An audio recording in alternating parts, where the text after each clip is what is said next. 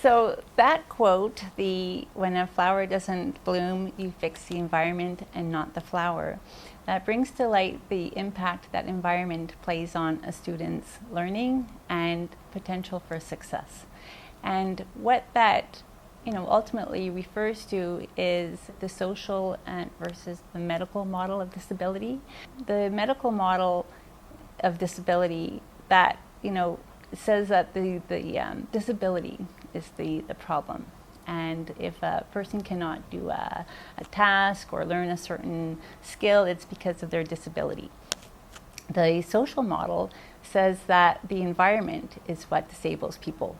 And when we understand as teachers that we can modify the environment so that our students can achieve success and reach their potential, that's the important thing to consider.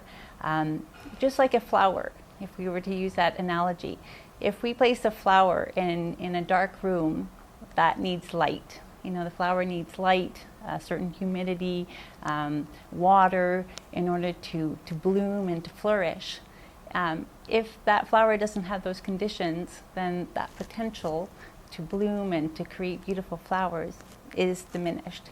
If we consider, that metaphor with a student, if we put a student in an environment where a teacher uses a one-size-fits-all lesson plan, is inflexible with their teaching strategies, whose attitudes are not conducive to inclusive teaching practices, and then that student, the potential for that student to flourish is greatly diminished.